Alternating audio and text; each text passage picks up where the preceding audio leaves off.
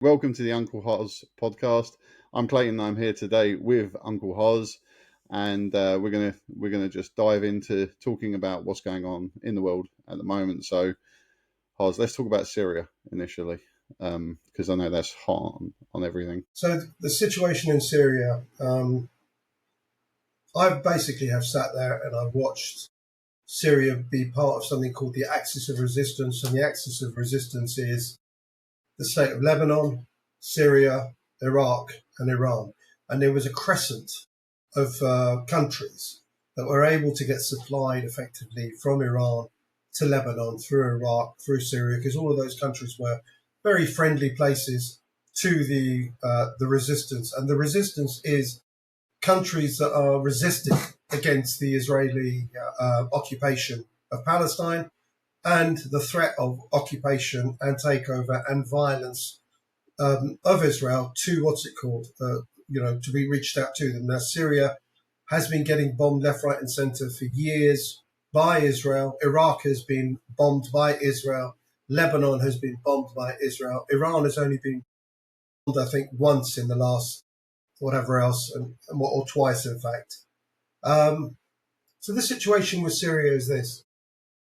Bashar al-Assad was a person in charge of the country. He was a dictator, and that's what they call them. They're all Arab dictators.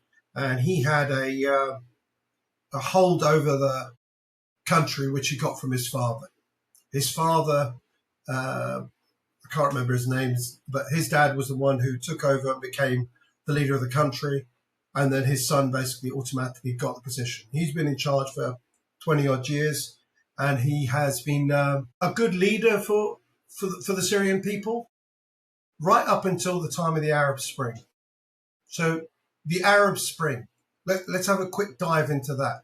The Arab Spring was an operation that was started up by the CIA to start up a wave of regime change, an awakening of the Arabic mind is the kind of stuff they sold it about. But realistically speaking, it was about disrupting the Arabic crescent, which starts in Morocco, Tunisia, Algeria, Libya, Egypt, all the way through.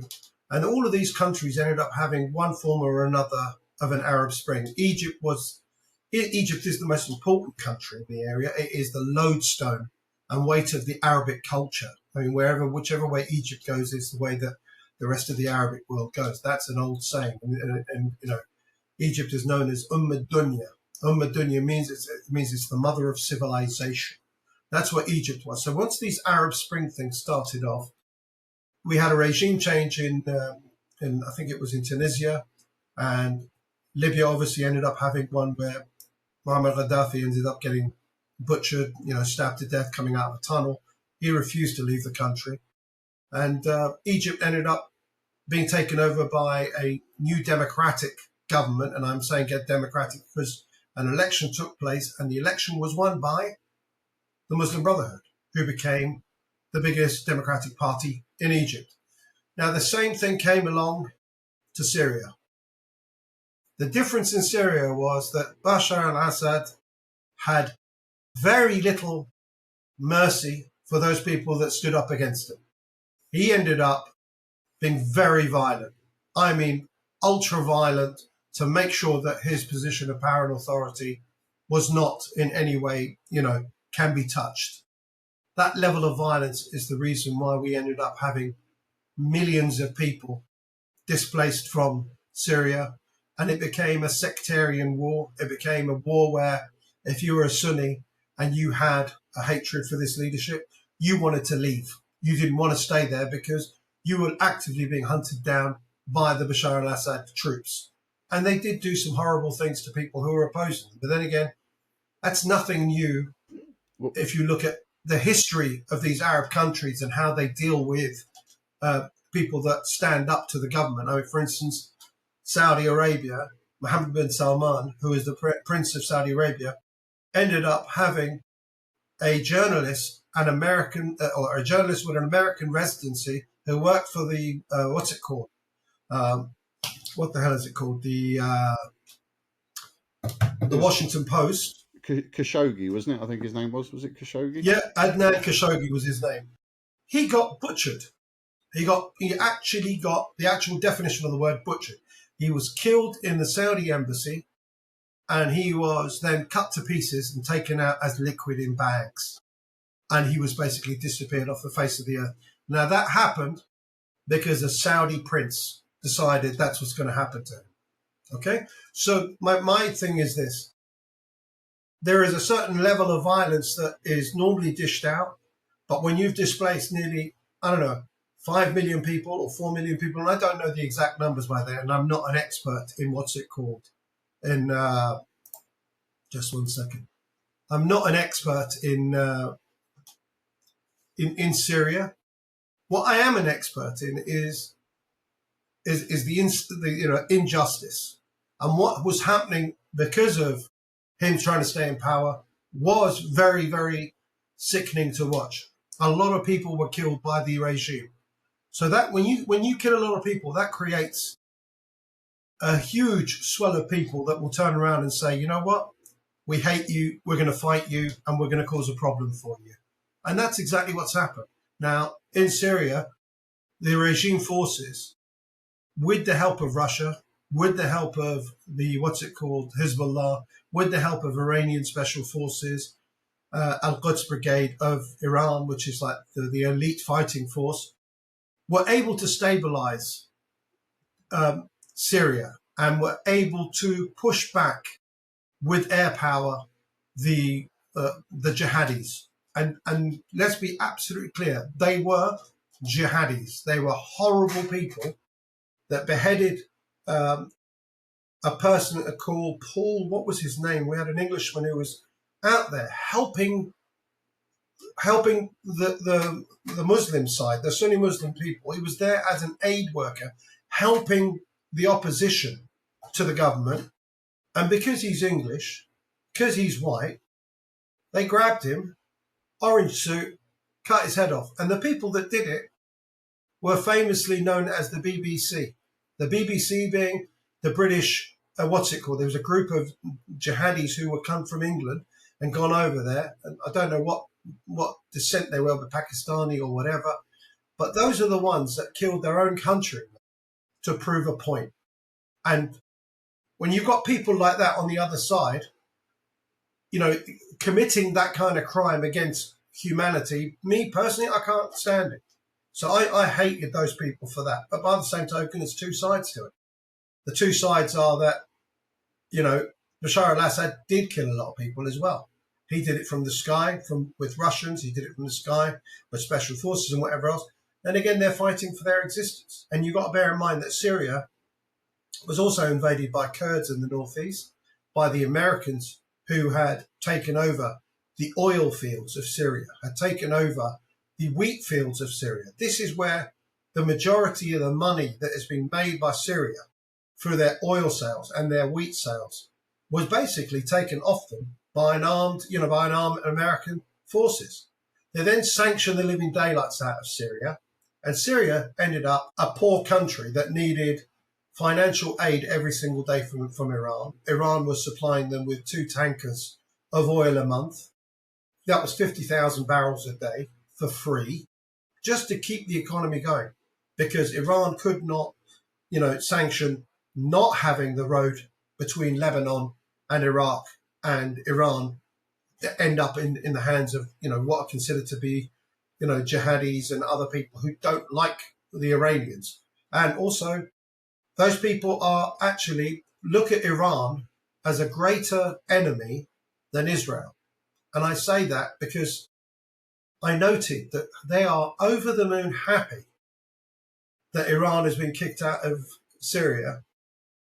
And the number of people that are on Twitter of Pakistani origin and or Asian origin in Britain that have been cheerleading the downfall of Bashar al-Assad as no matter what else happens, he has to go. Whatever the consequences are, they don't care, because they look at it as this is a knife in the face of Iran. The fact that Syria has fallen and now the Palestinians are unable to get any kind of help, because a lot of like Palestinians were in camps in Syria getting training and whatever else. All of those now have been ordered to shut down. Hamas, for instance, which had camps inside Syria, and you got to bear in mind there's two camps in Hamas. There's one camp which is Khalid al-Mashal, and then you had the Yahya Sinwar and what was his name? The martyr in Tehran. Can't remember his name. God, I feel bad because there's two groups of people. Two groups. One side was with the Iranians and appreciated the support of Iran. And Khalid al-Mashal was the one who has, in fact, said to the new Syrian government, congratulations on what you've done. You've won. And I'm happy you've won. And then he said to them, you need to help the Palestinians inside the country. And the leadership of this new government in Syria has turned around and said, you're only allowed to keep your camps open for one reason, and that is to do charitable work. You're not allowed to do anything else. You can't do any violence, you can't do any threats or anything else.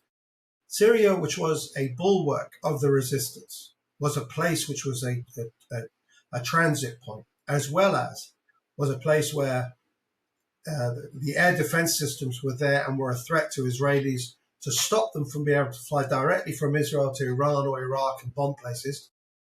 All of that is melted away overnight. All of that has just gone. It's disappeared.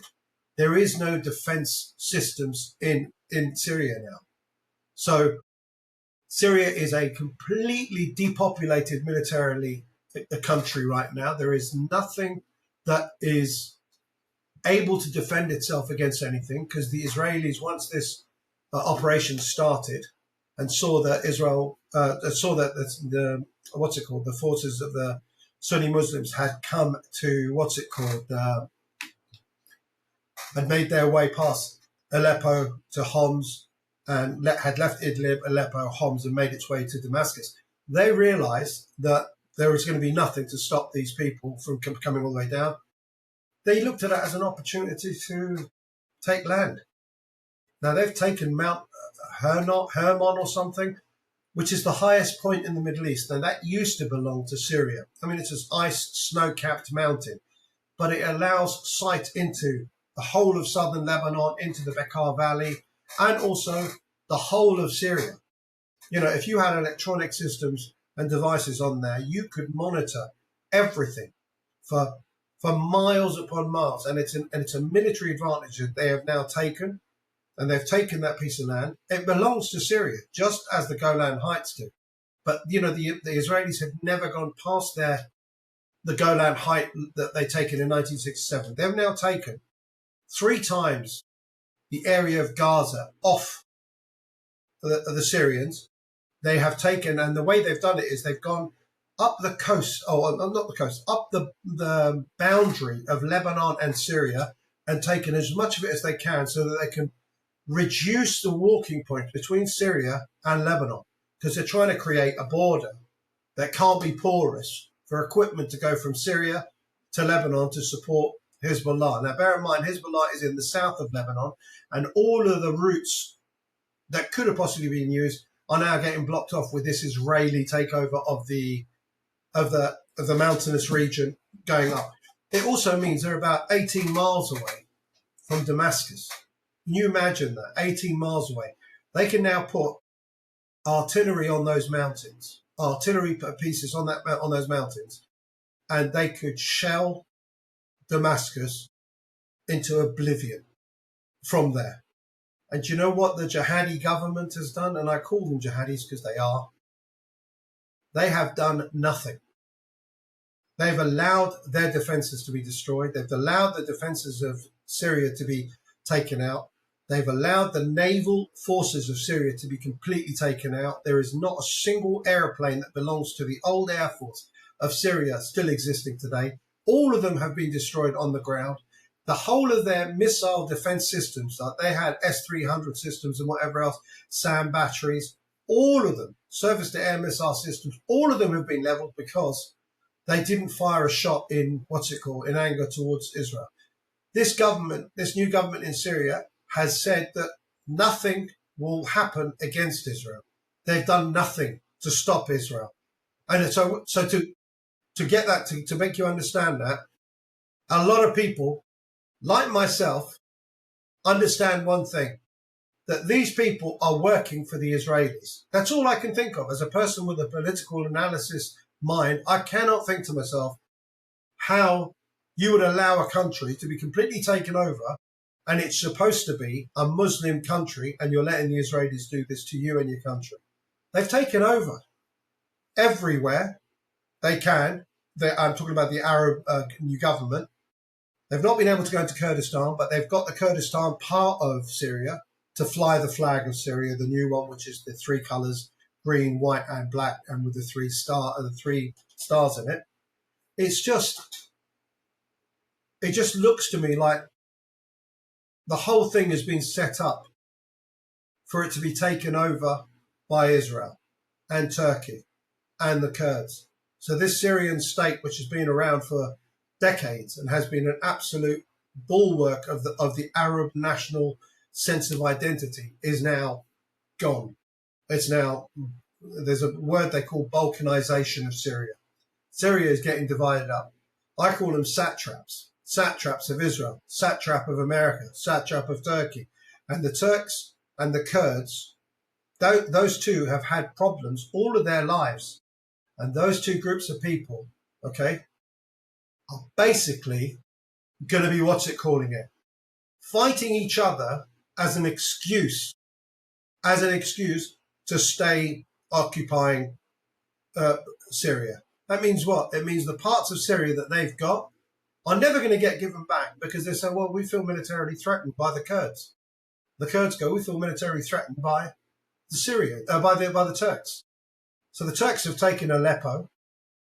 Another thing you need to know about the Turks, they've literally gone and taken the certain industrial parts of Aleppo.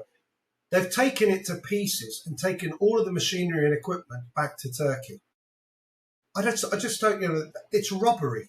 They're robbing Syria of its industrial base.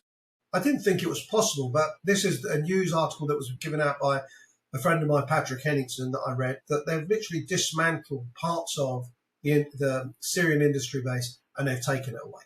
Now, where does all this lead us? It leads us to a country which is broken, a country where people are cheerleading the fact that, they're free of Iran. They're free of Iran, but they are no longer Syria. The Sunni Muslims are happy that this has happened because it's Sunni Muslims are the ones in charge of it and Iranians are not there anymore. Congratulations, that's what you wanted. But the Palestinian people have definitely suffered, and they're going to suffer more, because without the Lebanese front in Lebanon fighting on behalf of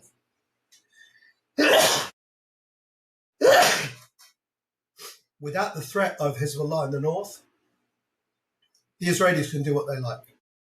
And if Hezbollah is unable to fight and it's unable to get rearmed, unable to get the things that it needs, it becomes a problem for the Palestinians, because they'll be able to focus on them. I feel sorry for Gaza. I feel sorry for the Palestinians. But the thing is, there's lots of Palestinians that are also happy about the fact that Syria is no longer part of the Iranian crescent.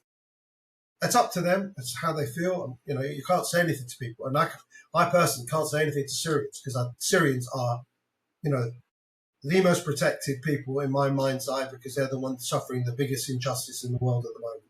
And that is something that needs to be looked into. And, it needs to be something that is, they need to be a protected people, just like the Native Americans should have been protected from damage. And that's what's going to happen to the Palestinians. The Palestinians in Gaza, the northern part of Gaza is gone. There's no buildings left. There was like one or two buildings left, and they've been demolished. And it's getting ready for it to become a place where settlers can come in and move to. That's where we're at. They are literally they've cleared up the northern part of it. They've cut a line through the middle of Gaza, and they're moving the population south of that point. After that, they're going to move the population from there, and they're going to open up the doors in Rafah to Sinai, and they're going to start bombing them. And the what's the word for it? Isn't the philosophy or whatever, or the operational thing is this? They call it the sheepdog. What's it called? Operation.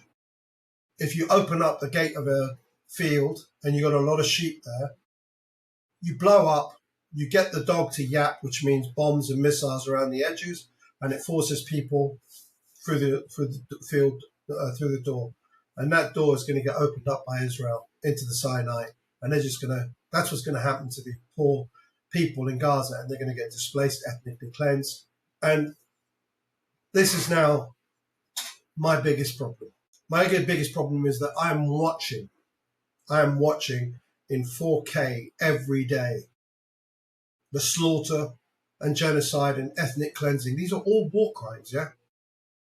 Of the people in Gaza, and our own government and the American government and the French and the Germans. These are the 4 countries that have been the biggest supporters of this Israeli genocide. Do nothing. They have used the words, Israel has the right to defend itself. I don't know how Israel has the right to defend itself against a baby that's just been blown to pieces. I mean, I don't get it. I really don't understand it. But we have a government in Britain that is fully occupied by Israel. It's not possible to have this much genocide take place in Russia and Ukraine in a sphere of war without people being held to account. The ICC, which is an international body, the International Criminal Court, has put two warrants out for people, and our government is looking for excuses to make sure that we don't prosecute these people. That is the level of complicity that we have as our government, as our country, with the genocide that's taking place. We could have done something, but we've done nothing. And the best part about all of this is this. Before this conflict, before the 7th of October, Israel was not a pariah state. Israel, if you said a word about Israel, people will say you're being anti-Semitic. Now, everyone can see when you say that Israel is in charge of the world and Israel is the one that is telling people what to do, yeah? You can't be accused of anti-Semitism anymore. And the reason you can't be accused of anti-Semitism is because it's obvious. You can see it directly that these people are able to get away with murder, get away with genocide. There is nothing to stop you from using your eyes and ears to watch a video of children getting blown to pieces. And we in the West can turn around and say they have a right to do that, or our government says that. Now, our people don't say that. The people of Britain, in their millions, have marched over the last 14, 15 months against this genocide. But the people in power are occupied. Our Ministry of Foreign Affairs, Foreign Secretary David Lammy, all of them, all of the ones that should be doing something are doing nothing. And that's where we are at the moment. I don't know what to tell you other than I feel sorry for the Palestinians, and they're in a hole, and most probably they're going to get exterminated because they're not going to want to leave their land.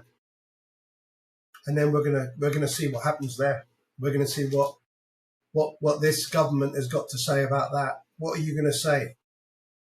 What are we going to say as the UK government? We were a part of a broad alliance of people that committed genocide. Oh, I don't know what to tell you, Clayton. I don't know what to tell you. It is what it is. We are where we are. Nice dogs there. You've got people back. So Clayton is a member of the Workers' Party and a friend of mine. He's a professional podcaster, and he's the one who is helping me with the podcast. And what we're looking to do is to do this podcast, to do a news roundup on a maybe daily basis or maybe 4 nights a week, from 6 o'clock to 7 o'clock every night if we can, to try and keep the news sanitized from the bullshit. Because realistically speaking, I think everyone knows that the news that you're getting right now, like from CNN, BBC and everything else, it's all sanitized crap to make you think you're actually getting the news.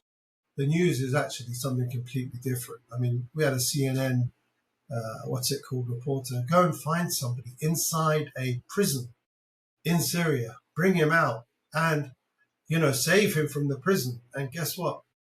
The whole thing was set up to make it look like he was a prisoner. I mean, they looked at him and just went, "What are you on about?"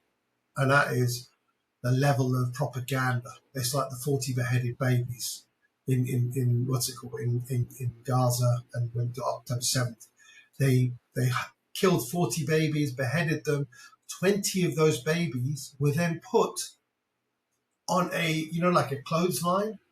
They were hanging from a clothesline. I mean, so desperately evil, these words. But then again, it was all repeated by the mainstream media as the truth. And then when you turn around and say, give me the names of the 40 beheaded babies, there isn't one. There was one baby that was shot, and it was shot in the head through a door by a Hamas operative. And that is an actual truth that happened. And it is an outrage that it did happen, that a baby was killed. But the 40 beheaded babies on top of that, and also a woman got her stomach cut open. The baby was taken out and thrown into an oven. The baby was thrown into an oven. Do you know who did do that? Israelis did that in 1948. They took a baby from a mother and threw it in the oven in front of the father. And that's something that, I'm not making up. Their own soldiers admitted in a documentary that they did. And the reason they did it is to terrorize the Palestinians to leave their lands and their villages and everywhere else so that they can colonize a much larger part of Israel or Palestine, older Palestine, for themselves. So hopefully we shall be telling you the truth every day, and it will be based on the news of the last 24 hours, 6 to 7.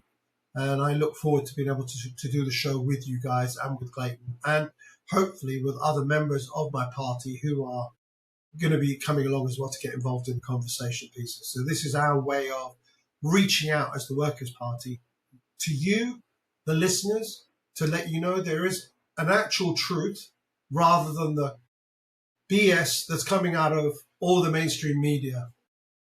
Because we have to be the news. We cannot allow the news to be given to us by people who've got a narrative, and that narrative is their way, their cause, which is not for the workers, which is not for your average person.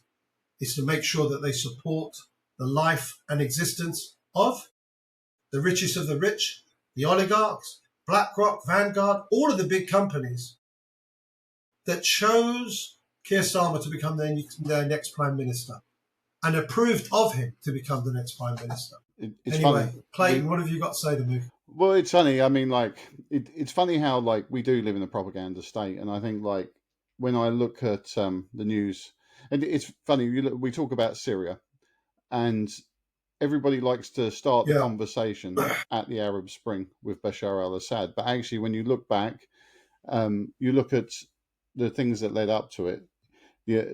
I think going back to after 2001, like September 11, 2001. They identified countries they wanted to regime change. That include Libya, Syria, Iraq. On top of that, why did they want to regime change them countries? Because they were all against the United States' grip over the petrodollar. But again, we don't like to talk about that because nothing had actually happened at the time. These were functioning countries. Look, they're not ideal. They're not, let's say, as somebody who's from the UK, it maybe isn't the situation we would like to live in, but this is, we have to realize that these are countries and that's how they operate within their own cultural context. They are dictatorships. I mean, you find me a country in the Middle East that isn't a dictatorship. I mean, that's kind of the way it is, but it's hard work.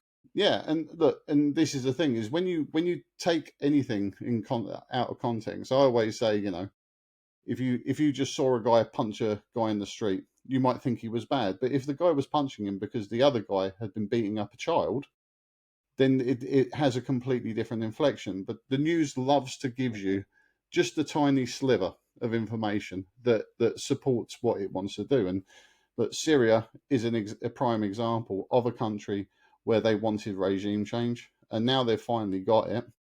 And I think that's like the Democrats' last flex at making sure that they they got as much of the globalist work done as possible before Trump came in. But then look, I mean, but then Yeah, you'll highlight that's an something important point. you'll highlight something like Syria and say, well, Syria is, oh, aren't we glad Assad's gone? But then they won't tell you, obviously, things like the Crescent Way. They won't tell you about the people who are taking over. The leader of the people taking over was the leader of ISIS in the Levant. These people were our sworn enemies. They are sworn enemies of the United States, and we're hailing that as a great thing. Why would we hail that as a great thing? Because Israel has lost its. He had a 10 million. He had a £10 million or $10 million bounty on his head. Carry on. Yeah, exactly. And look, because these things suit the globalist agenda. Look, and they pretend to care about human life, and yet how much, like, now we live in the fear of the Christian population being slaughtered in Syria. But then look, but then they don't talk about other things. They're not we hear about the Houthis in Yemen, but no one ever talks about who the Houthis are. It's like it's some alien group that just appeared out of nowhere in Yemen, and that they hate Yemenis. But they are Yemenis. It's when nobody talks about the history of why Yemen has fallen apart. Because it doesn't suit our narrative. What suits our narrative is we need control of the Gulf of Aden because it's very geographically important. So that's why we're all on board with the Saudis bombing the hell out of the Yemeni people, because they dare to look to, let's say, China and Russia as potential allies. And this is the problem, is like, rather than being open and honest, it's about good guy, bad guy. And if you're a good guy, great. If you're a bad guy, we're gonna like make stuff up. Well, we're gonna just give a very sliverous informational piece about that person, and then we just don't talk about other things like like what happened. We're always obsessed with making sure people's rights are protected. Yet we saw in 2023 the ethnic cleansing of Nagorno-Karabakh in Azerbaijan, where people who had lived in the Karabakh region for literal centuries and centuries have now all been expelled from Azerbaijan, and their main crime was being friends of Russia. Russia is distracted with what's happening in Ukraine, and as a result, we've seen the mass expulsion of people from Azerbaijan. We've seen the collapse of Syria, which was, again, a major problem they had. Was that's where Russia had its main warm water port, and we didn't like that very much. Yes, Like, look, yes. it's that continuous thing where we look at if you look at things from a much broader context, there's it's not what we're being portrayed. So we have to talk about things how they are and actually give historical context to things. It's a bit like, if you took the IRA's bombing campaign in the 70s as though it started in the 70s. Everyone thinks they're bad guys, but when you look at the wider history as to what was Yeah. happening on the other side, it's always much more nuanced. And then, again, look, Ukraine, that's another one, isn't it? I mean, we're obsessed Yeah. with territorial borders at the moment. It's like, oh, you can't break territorial borders. Or the idea of Crimea joining Russia is disgusting. As Israel marches into the Golan Heights and further, like colonizing, Yeah. sending thousands of people to colonize an area where they've never been, and then we're complaining about Crimea, which has no ethnic Yes. Ukrainians in it, joining Russia because it was scared of being persecuted under a far right nationalist government which had been It was installed. being persecuted. Exactly. So look, I was in Odessa in 2014 during the Maidan coup, and I was at the Workers' Party building 2 days Right. after Russian speaking protesters were burnt alive and murdered for protesting against the nationalist Ukrainian government. There was signs outside saying, "Save the Donbass people from the Ukrainian army." I have photos of it. I was there. At the time, I was told I couldn't get there because the borders were closed. If you looked on Western media, borders are closed into Ukraine. They weren't closed. They went fine. There was just no one crossing. And again, it's like, so from that point, I was aware of what was happening. And so then when you flip to 2022, And it's sort of like this unprovoked war. And you're like, what are you on about? I mean, there's lots of things you could call it. You could say Russia should stay out, but unprovoked. I mean, they talk about Georgia as like in 2008, like it was an invasion. It was an invasion. Like Yeah. Saakashvili, who was an American puppet, started shelling Tiskinval in South Ossetia, and Russia was like so. Most Ossetians live in the northern Caucasus part of Russia, and he was like, "You're not killing these Yeah. people." So he just went in and beat Georgia up, and then recognised South Ossetia and recognised Abkhazia. And then they said, oh, these are Russian invasions. Abkhazia was independent from 1991, 1992 to 2008 with absolutely no recognition, living in complete isolation with just UN peacekeepers under, and they'd had numerous attacks by the Georgians, Yeah. all in the name of but then suddenly the Russians then support them and help them secure their borders, and now it's a Russian invasion. And look, to some degree it's not been great for the Abkhazians, because they've been put in a position where Russia's their only ally, and so they become more and more economically dragged towards them. Yeah. But it like we can't continuously look at How everything. big is that area though? How big? So South Ossetia is Let me ask you a question. How big is that country? what, Abkhazia or South Ossetia? How many people live there? South Ossetia is Both it's- together. How much is their economy? How big is their? They're small. Like, so South Ossetia is 40,000 people. It was an autonomous region of Georgia during this USSR period. Abkhazia is around 250,000. And again, it actually joined the Soviet Union separately to Georgia, but then became an autonomous region of Georgia. So, but then there was a huge amount of Georgians who were put into the area.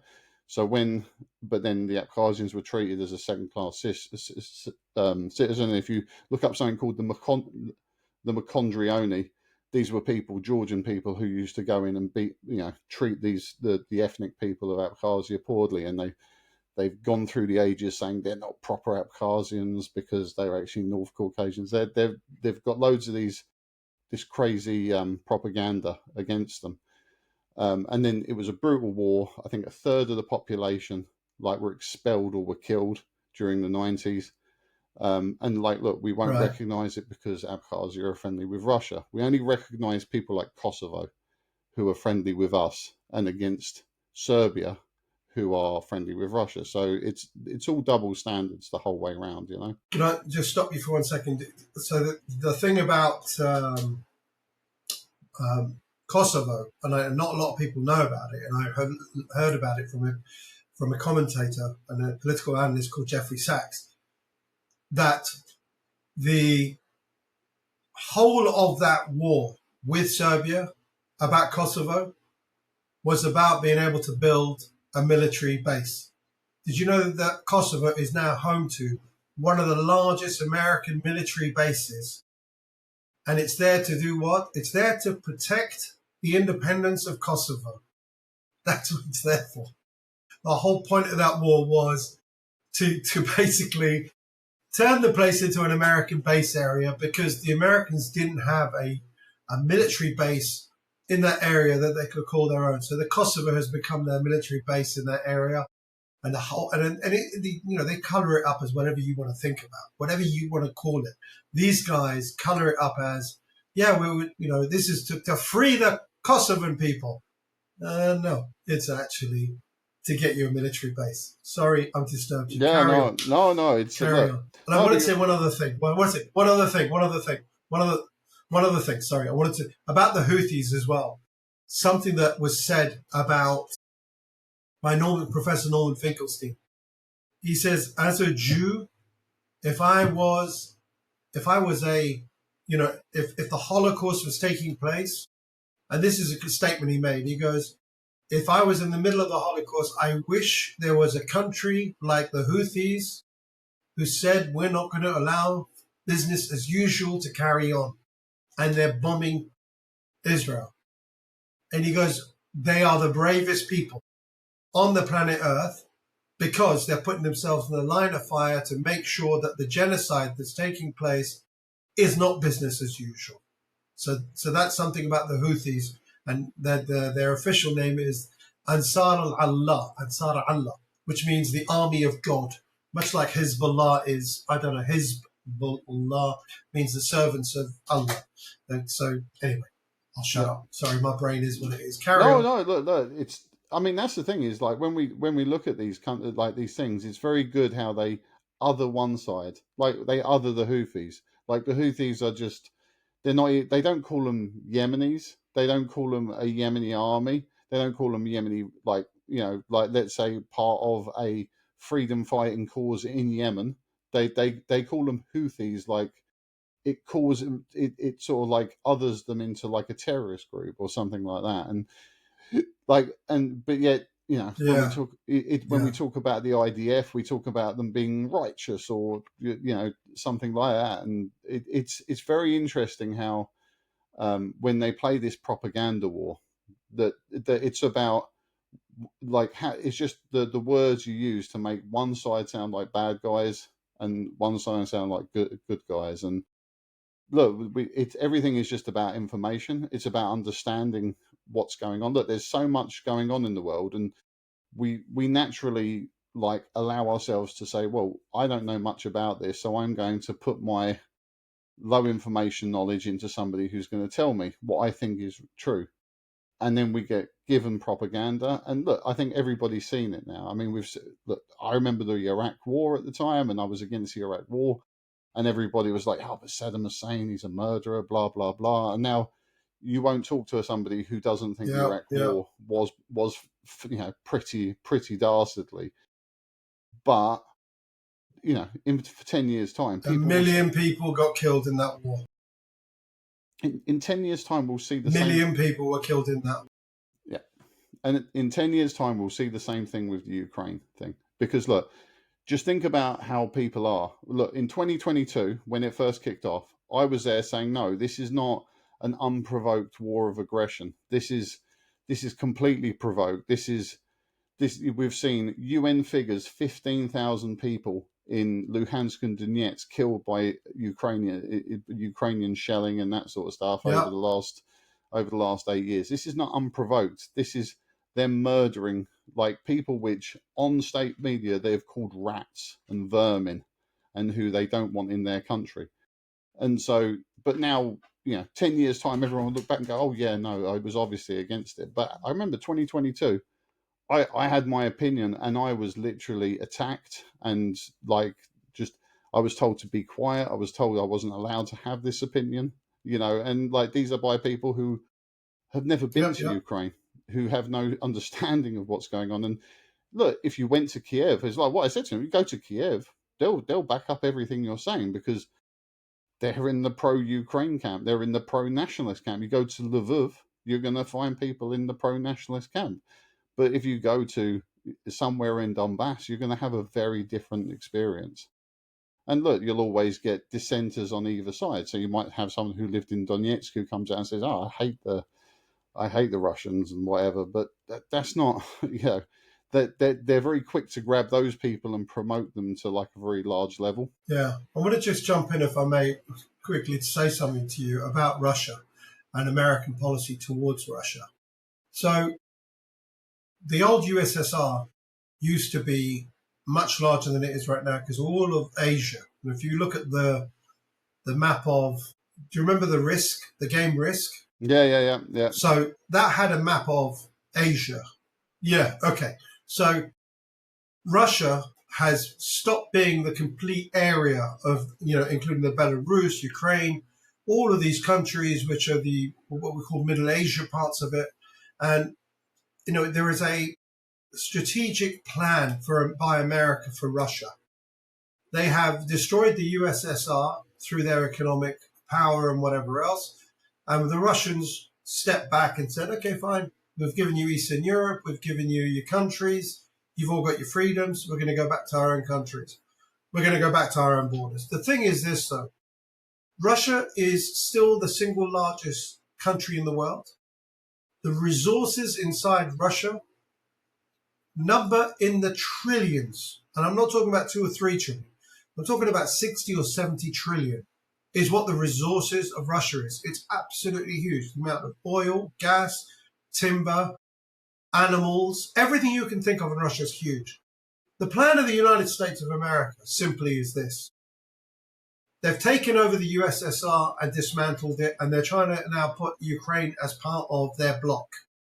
The actual plan is to start wars inside Russia between various Russian people and groups so they can balkanize the USSR of old as the Russia of tomorrow. They're trying to divide up Russia into smaller parts of it, and then they can get them to fight each other so they can come in and take over the economy, the resources. The Ukraine has not been given 250 billion. It hasn't been given cash. What it's been given is a loan which you can only spend with, what's it called? Raytheon. You can only use that with some other defense contractor. And what it's done is it's put the Ukraine in debt to American corporations. What's going to happen with that debt? It's never going to get wiped. You have to pay for that. Who are the main people that own all of these corporations? BlackRock, Vanguard, State Street. So effectively, you're living on borrowed money the US government is giving you as a credit line of credit with BlackRock, and you're spending the money to make weaponry, to kill each other. You've had about 1 million people killed now in the Ukraine.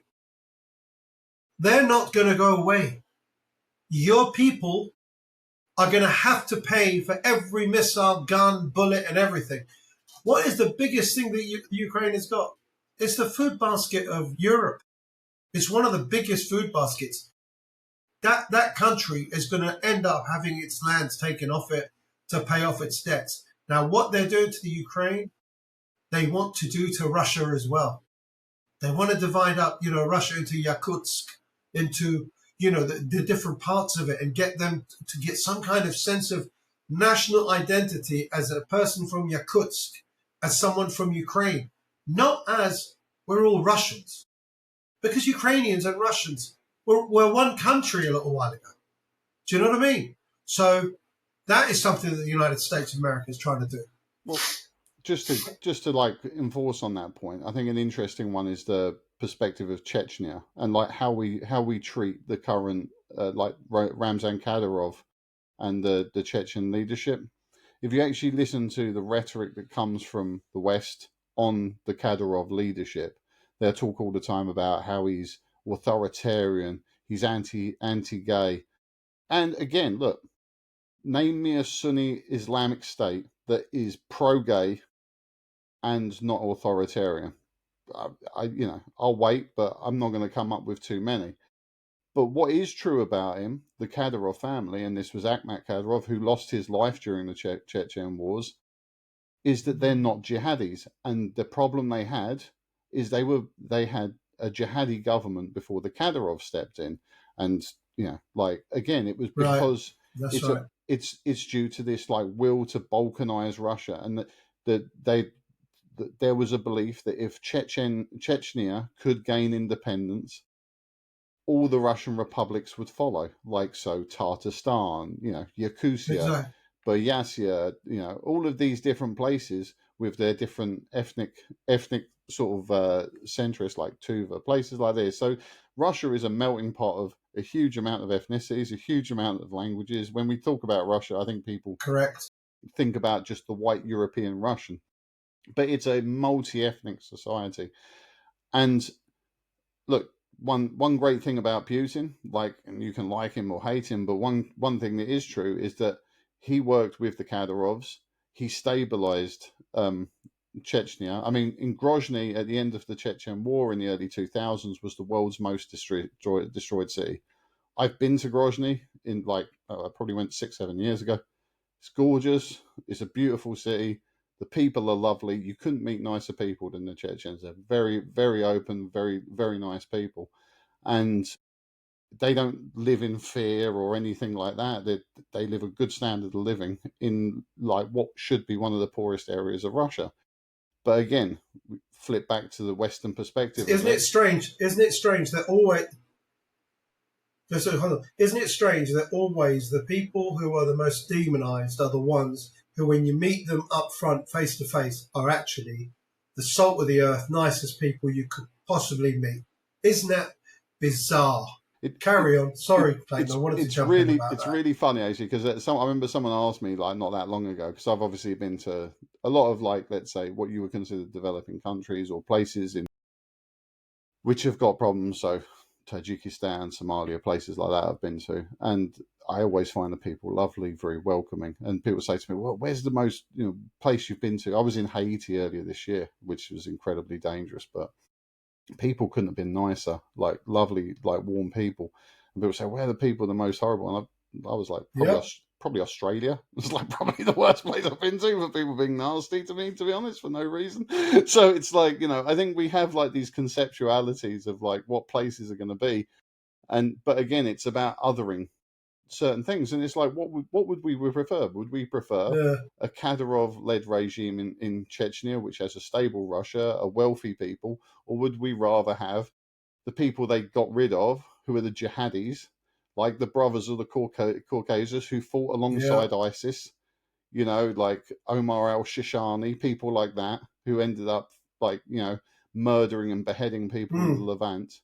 Or would we rather have a stable place where, with a thriving UFC and soccer team and, you know, lots of good stuff going on, some of the most beautiful mosques I've ever been to. It again, this is the thing. This is the counterpoint between what they tell you is bad and when you actually see it with your own eyes, what is actually bad, and Yeah, it's the thing is as well, like Habib, just want to, Habib, for instance, Habib, the UFC fighter, comes from that area. he's They have a sense of Russian identity. They don't think of themselves as Chechens only. They say we are Russian, and that is the sense of identity of a Russian that they're trying to destroy. And what they don't understand is that the majority of the Russian people inside Russia are people who will never change, that don't want to become the other smaller group of people. They are more than happy to call themselves Russian because they're proud of Russia as it is. They're proud of being Russian because everyone's got their own way of thinking about certain people, but there's no one that thinks that Russians are you know are not singularly powerful people. Everyone respects them. You don't like them, but you respect them because they say what they mean to say. They mean what they say, and you're not going to basically find a Russian who you're going to just push over. You understand me? That's the thing about all of these sub countries like Chechnya. They speak Russian first before anything else near enough. They don't, some of them don't speak Ukrainian too well, for instance, because their first language is always Russian. Obviously, that's changing now. But I'm just trying to say that all the various parts of Russia are really fiercely loyal to the state of Russia as a national pride, as a matter of this is who we are. We are Russians, and that is an important thing that people over here don't get. People don't get it. It's like people in England over here. I actually liken Russia a lot to the United States in the sense that like it is a multi like Yeah, differential country with a very strong national unity identity. And in the same way that like a Californian correct. and somebody from Alabama are very different people with very different like religious political views, like the way they live Completely. their life, yet they're all proud Americans. And Russia is very same. It's just there's obviously more linguistic 100%. difference, but I always liken the two. I mean, and again inside of Russia I would say if you exclude Moscow and St. Petersburg, which tend to have a lot more academics, tend to be a lot more liberal, people are very, very pro Russia, very pro Putin as well. And like the idea of actually regime 100%. changing, like outside of, let's say, maybe 3 or 4 cities in Russia, it is actually laughable, to be honest. A So million years. no, Yeah, yeah. but I yeah, think he's the most popular leader out of all of them. He's the most out of all the Western leaders you like to think of. he's got the biggest approval rating out of all of them. Like Keir Starmer's approval rating is not 38, minus 38. Joe Biden, he doesn't have an approval rating. It doesn't exist. You understand me? The only thing that's going to save America maybe will be Donald Trump coming in now, and if he doesn't become a total Israeli bitch, and I use that word because he's surrounded himself with them, but I'm hoping he doesn't go down that route and just say, whatever Israel wants, we'll just do whatever Israel wants. We'll abdicate our intelligence, we'll abdicate our intellect when it comes to foreign policy. Let's just do whatever they want. Let's hope he doesn't do. Be interested to see what does happen. I think, look, my reading of Trump is, although he is obviously making a lot of pro-Israel sort of noises, which obviously I don't like, I do think that at heart he doesn't like war, and I think at heart he doesn't like to see people die. I don't think he thinks it's good for business, and I think his general cadence Correct. is that if we can not have war, that just sounds like a much better idea.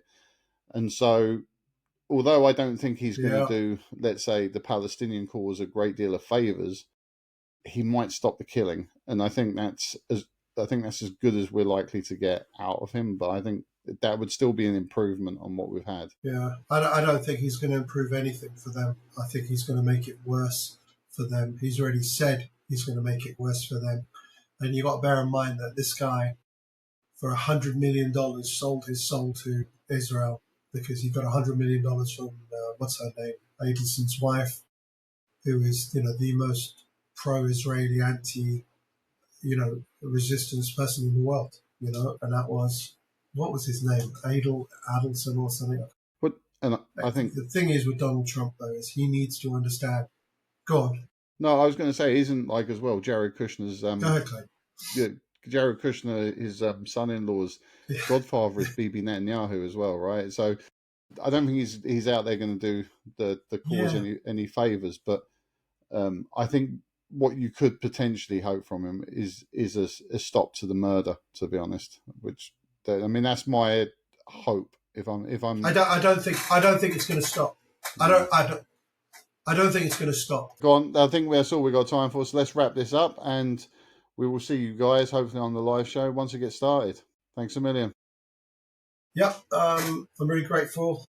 I'm really grateful for your help, Clayton. You're an absolute star for doing this. As I said, we just want to see if we can change the narrative inside our country by bringing you the truth from normal people like us. We are your average working class people, and that is who we are. We don't have an agenda. Our agenda is literally the truth that is being taken away from us. So thank you very much, Clayton. Appreciate your help. Thanks, man. Right. And we're out. Yeah.